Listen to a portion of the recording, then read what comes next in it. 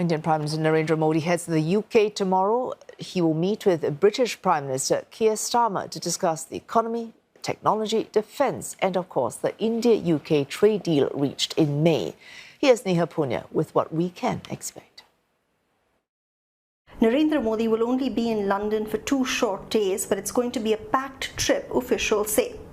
India's Commerce Minister is also accompanying the Indian Prime Minister, with officials suggesting that free trade agreement between India and the UK will be signed on July 24th.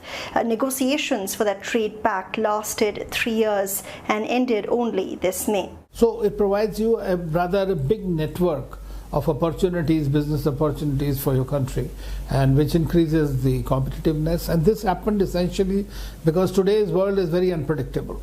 So in this particular case, hopefully there will be a predictability of market opening. But signing the deal is just one step towards it coming into effect. The British Parliament and India's Cabinet will both need to ratify it first, and reports suggest that could take a full year.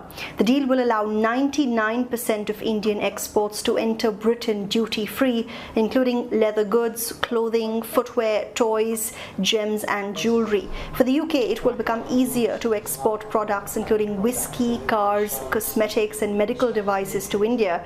In the case of whiskey and gin, tariffs will be halved to 75% and they'll drop even further in the next decade. India will also cut automotive tariffs to 10% from the existing 100%. New Delhi has also reportedly secured an exemption for Indian professionals working in the UK from paying social security contributions for up to 3 years. This will reportedly benefit 60,000 Indian IT workers and could give them salary savings of up to 20%. Now, the British government says the deal doesn't include any changes to immigration policies, something that India has been pushing for during the negotiations. Services exports is a critical part of India's expertise and edge that India has.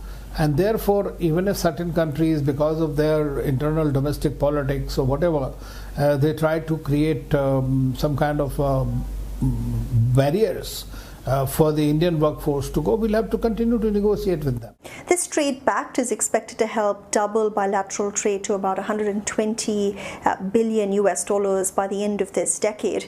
The UK government also says that this trade deal is particularly important, especially now, given that countries around the world are in the need of certainty in trade relationships, a reference to the global uncertainties that have been sparked off by President Trump's tariff threats.